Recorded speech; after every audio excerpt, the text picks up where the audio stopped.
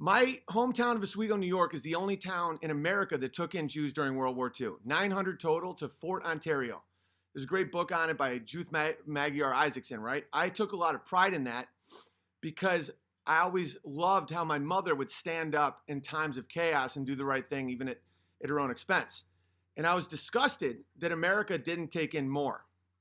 That 900 total of people that were killed by the millions, women, children, we've all seen the movies.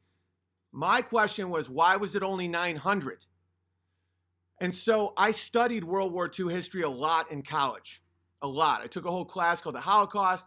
There was times when I'd be reading, Hitler's Henchmen and Man's Search for Meaning and Night by Elie Wiesel and all these books. I would cry reading them and being like, how could these people be treated like this?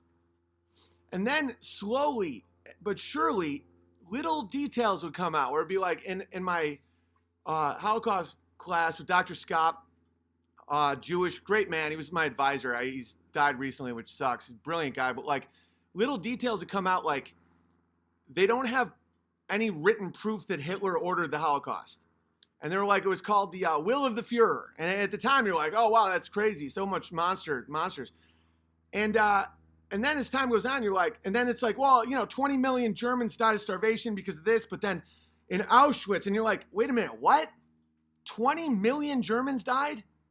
And no one does the movie? Like, tell me that story. Like children and women are like all bad guys. They're like, the Nazis and the people that supported them and then the millions. I'm like, so women and children deserve to starve?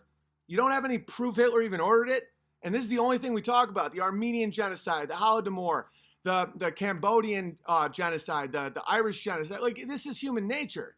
And so then you start realizing like, oh, this is a tactic.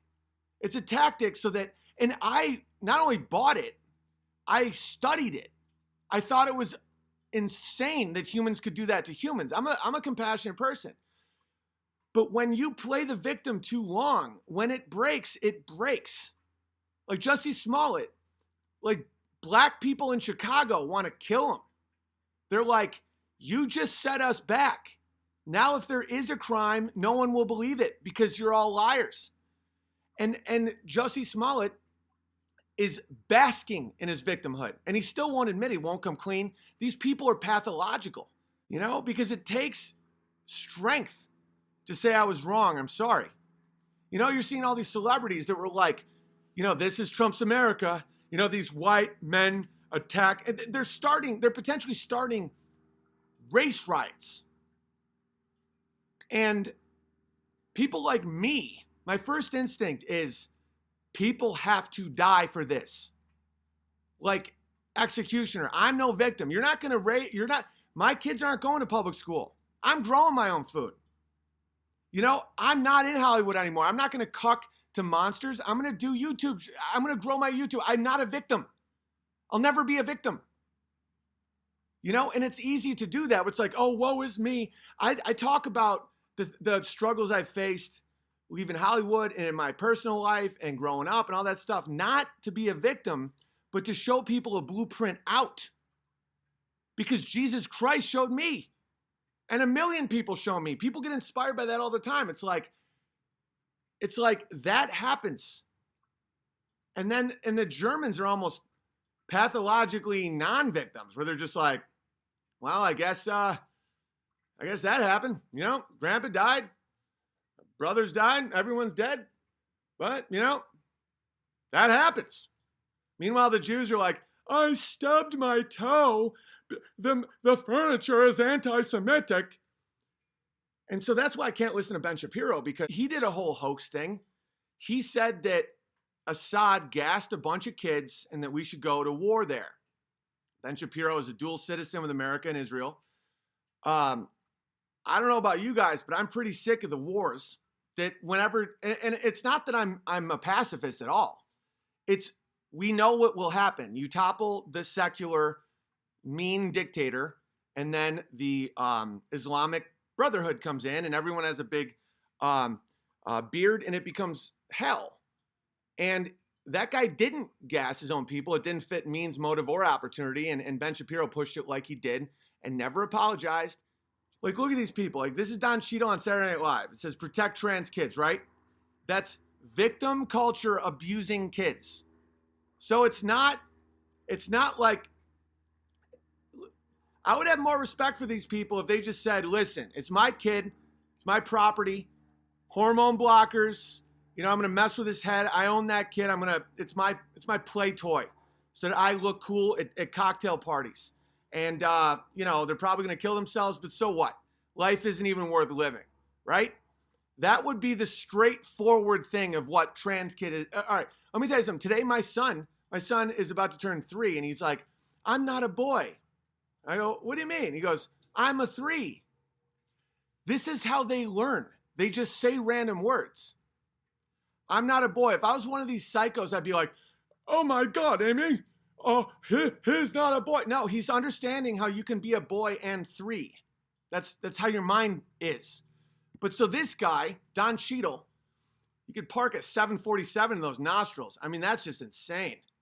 Anyway, he's saying protect trans kids. That's saying we are the victims. No, you're the abuser, Don.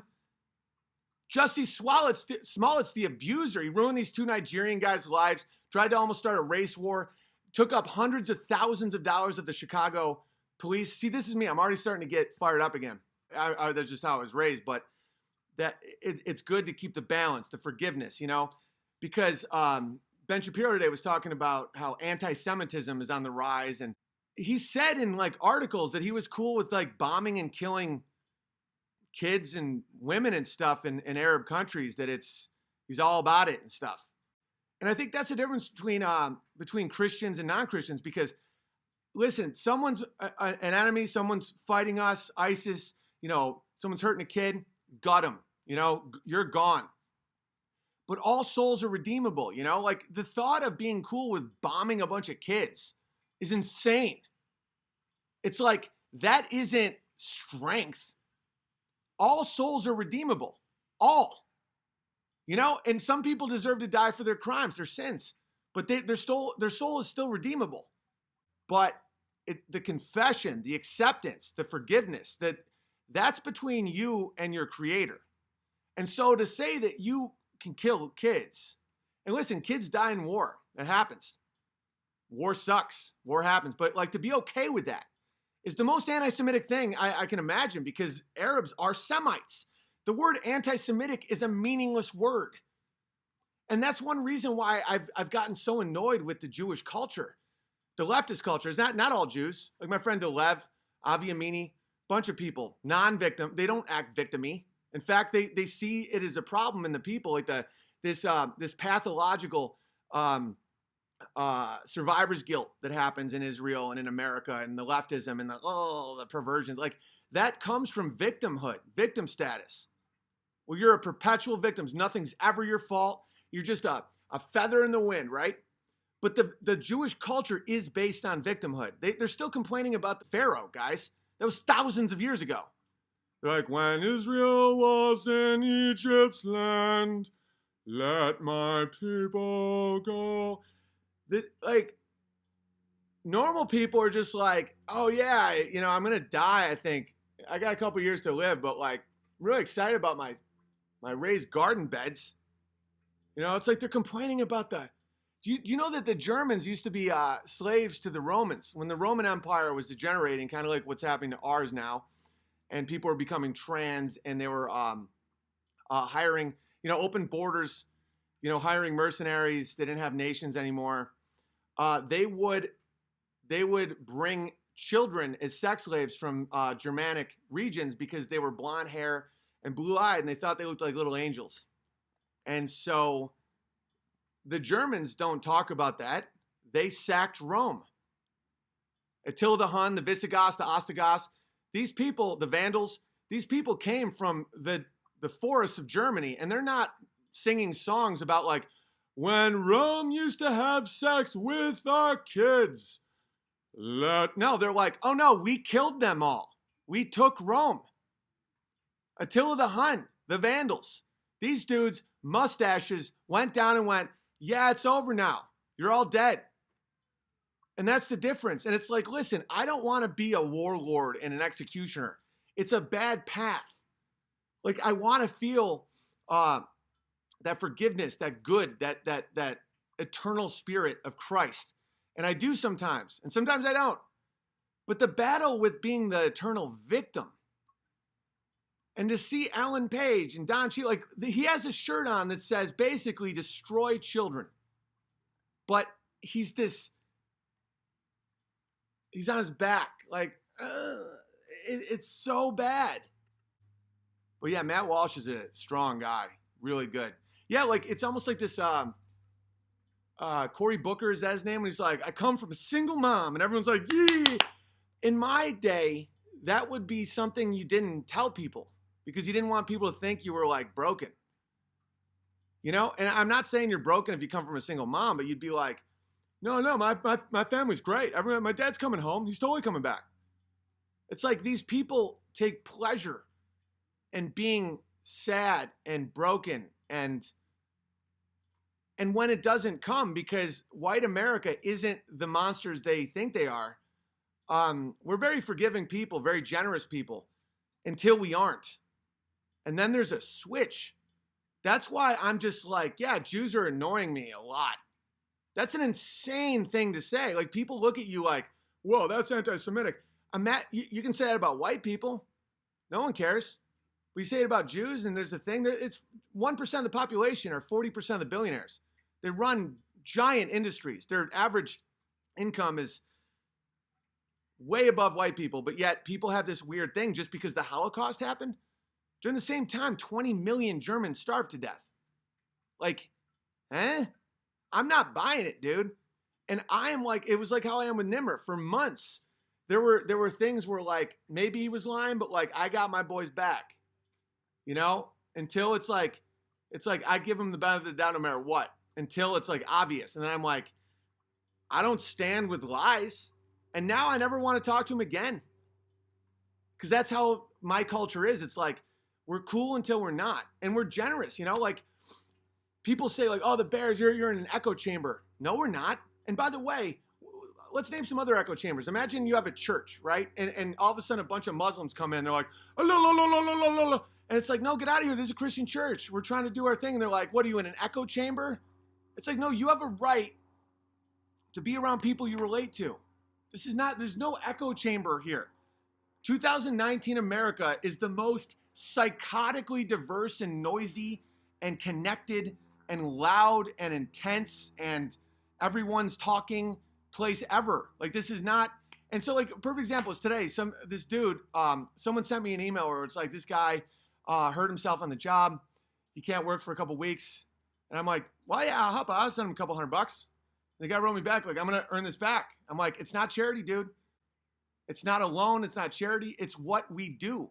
Because the way to pay it back is don't break. Like, get better. Don't go in debt. Don't suck on the government's tit. Have kids. Like, keep our world alive. And right now, I'm blessed to have money coming in. That's not common for me. So I get to help out people that need help. Man, this could really get me through the week, and I won't have to, take that other job. I can. That's what we need. That's not victim. That guy gets it. It's like he was like felt weird about it, and then he gets it. It's like, well, I don't feel comfortable with this. It's like, buddy, you know how many people gave me money when I had nothing, and now I have plenty. This is what a community is. It's not about being a victim.